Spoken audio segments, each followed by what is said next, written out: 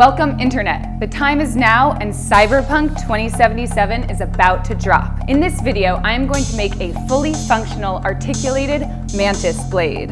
I'm going to walk you through the technical design, the artistic design, how to make it function, and also, of course, how to make it look awesome. Don't worry, I'm making this project and video in collaboration with Kyle Hill. In my video, you'll see me make it, and in his, you'll see us test it out and talk about the science. I am not at all making this because I want to make an incredibly sharp blade. Let's get started. I got this diagram with exact dimensions, so I'm going to match them perfectly. We want this to be the real deal. If you're not sure where to start when you're making something new, sometimes you just have to start. I knew it was incredibly unlikely that the final Mantis Blade would be made out of steel, mostly because steel's too heavy. But I figured for my first prototype, I would make it out of steel so I could test the ergonomics, see how it felt, and also because with mild steel, I could use a MIG welder, zip, zap things together, and not have to worry too much about super fine and nice technique. Okay, so things started really rough. I had thought that 2 spring systems would be good, and I was wrong.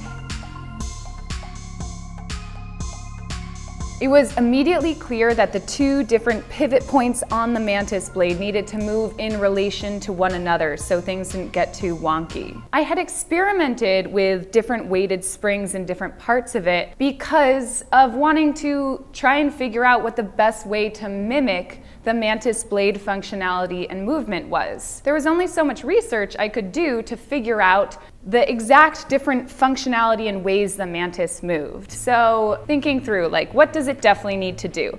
It needs to, be ergonomically coming out of the forearm, and it needs to, here's my Mantis Blade, and it needs to shoot forward and puncture.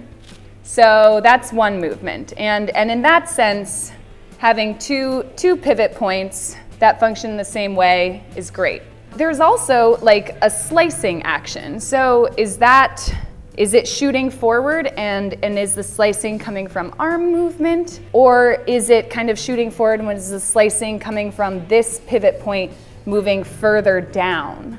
So that's why I wanted to experiment with it. Again, didn't work, wasn't a good idea.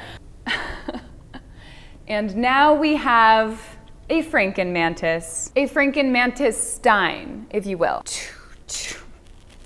All right, did I want to prank Kyle and present this to him very proudly as if it were my final design and product? Of course I did. Did I? I did not.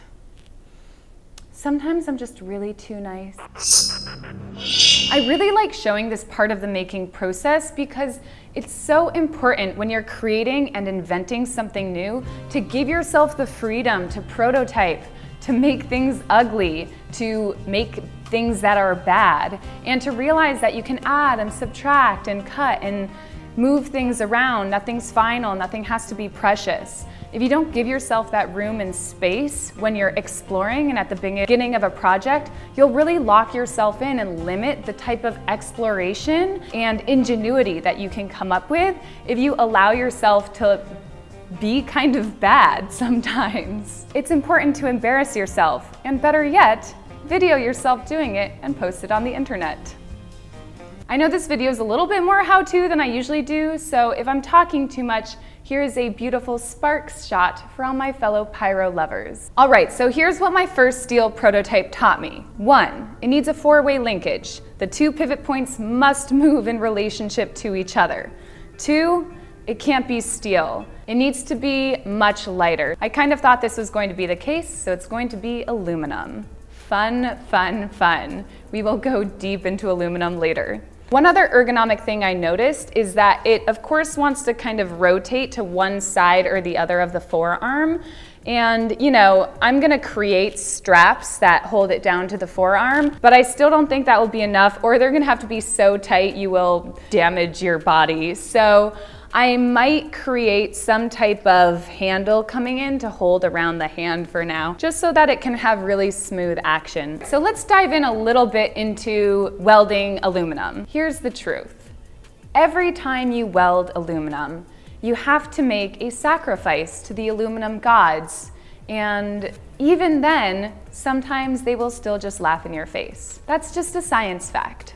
There are two leading things that make it hard to weld aluminum. And there are a lot of other nuanced factors, but I'm going to try keep this educational but quick, because let's be real, we want to get to the blade and the cutting part because we want to cut people. Things. We want to cut things. Things. We want to cut things. Anyway, here are the two leading reasons aluminum. That's also, I have to focus every time to say aluminum because I have a British mother and family, and some of the words are still British, so bear with me. Aluminum, cutting things, aluminum, cutting things. Okay, one of the reasons aluminum is so hard to weld is because it is so thermally conductive. So that means that when one part of your workpiece is hot, almost all of the rest of that piece is equally hot. So it conducts heat incredibly well. So what that means is when you're starting your weld puddle, you have to hang out for a while because it's not just heating up that little spot on your material. That heat is radiating and it's really heating up your full workpiece. So you have to hang out for a moment, you establish your puddle, and then you have to start welding super fast because once one part of the aluminum is melted, is in a molten puddle, the rest is incredibly hot and just degrees away from also becoming a molten puddle. So you have to weld really fast, and if you lose control or don't weld fast enough, you end up blowing a huge hole in your piece and like everything goes south really fast. One of the other things that makes aluminum unique and challenging to weld is because it creates a layer of aluminum oxide on the surface of the material that is incredibly hard. It's actually what grinding wheels and like sandpaper is made out of, aluminum oxide. So that oxide is incredibly hard and has a melting point of 3,700 degrees, super high. The aluminum itself is very soft and has a melting point of around 1,200 degrees. So it's much lower. So how do you melt through the oxide and penetrate the oxide layer on your aluminum, getting to the metal underneath without then blowing out that metal? Well, the answer is welding in AC, so an alternating current. So there's a weld clean action that's happening the whole time as the current alternates, about 120 times a second, so incredibly fast going back and forward. So it penetrates and welds, and then the current alternates and comes back and cleans, penetrates, cleans, back and forth. And it makes that kind of angry, buzzing bee sound as you're welding the aluminum. Basically, in summary, aluminum is very sensitive. Let's take it to the next level. Yes, cyberpunk lovers, it is time for plasma, the fourth state of matter. I plasma cut out a lot of the artistic aluminum shapes for the blade. It was important that the shapes look great, but also keep certain requirements for the functionality of the blade. It is often a balancing act between a super sleek aesthetic and ensuring that the technical design and weight distribution keeps working smoothly. This was so fun, and adding just this small amount of curvature to the lines really started to transform the project. Given the many mechanical connections I have on this Mantis blade, there was a lot of drilling holes. Luckily, that's one thing aluminum is awesome for because it's super soft, like butter.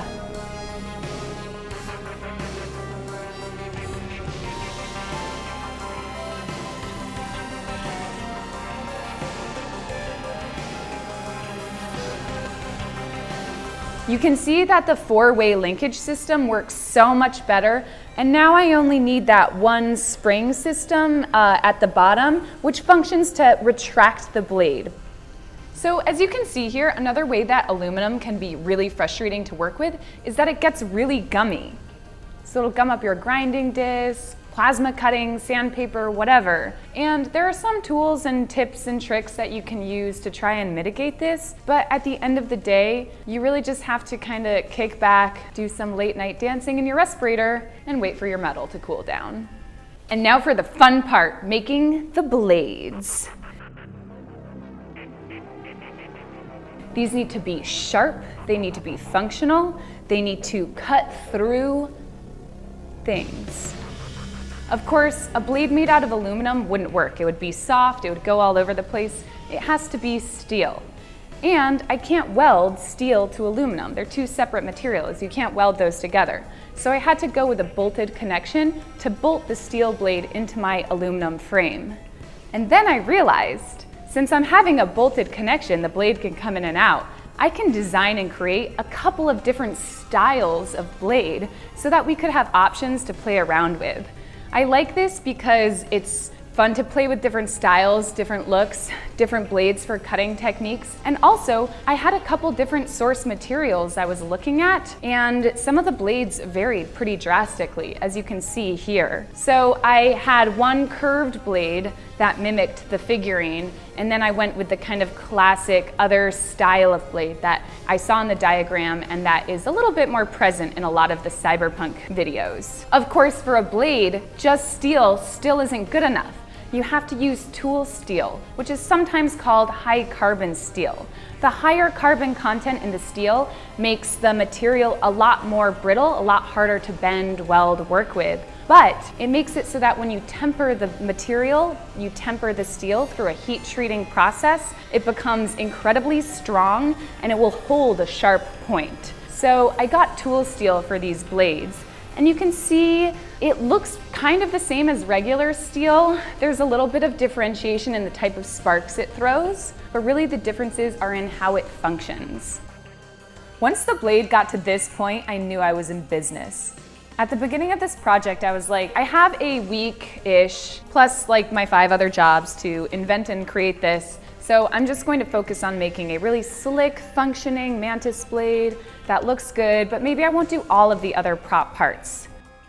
Of course, at the 11th hour, I was like, but that's the fun part. And last, but certainly not least, the painting and weathering of the blade. Truth is, I can nerd out over detail work like this forever. Not only is the artistic design and sculpting my favorite part, but I realized I really wanted to include at least a few aspects of the mechanically exploded flesh from the arm. As you can see, I did just a little bit of detailing to visibly incorporate the reality that this is a mixture of human and machine. Referencing an origin that is both organic and robotic felt important to include to transform this blade from a cool prop and really make it into an object that carried more of a story. Also, of course, transhumanism is not only an awesome aesthetic, but conceptually it implies ideas that very much inspire me and that I can philosophize about pretty much ad infinitum.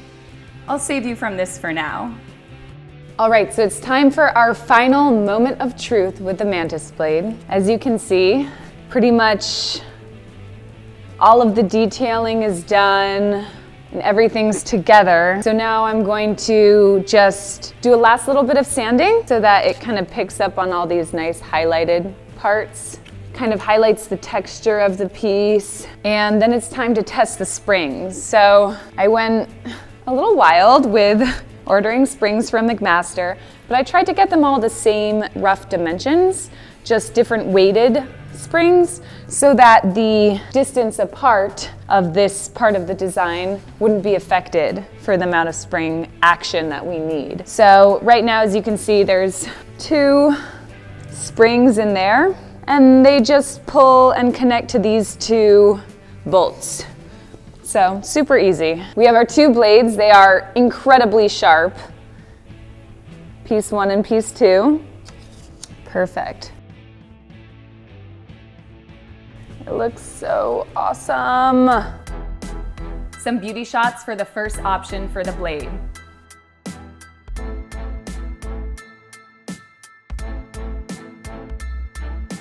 And here are some beauty shots of the second blade design.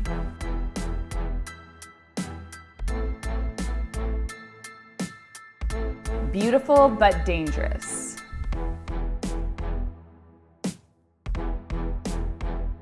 Given the fact we had no real idea how this would perform, and some of the pretty crazy tests Kyle has in store for this, I decided to design in some options. So I made a really simple locking bolt connection at the base of the Mantis Blade to lock it in place. Moment of truth.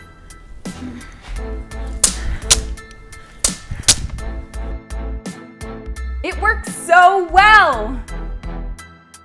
I am so pleased with how this came out. I'm really thrilled. That is so smooth. It works so incredibly well. The balance is perfect and it is super light and comfortable and ergonomic. I added a thin strip of foam padding, some straps, and I guess there was a slight venue change. And then I played around with how it felt to move around and interact with the Mantis Blade.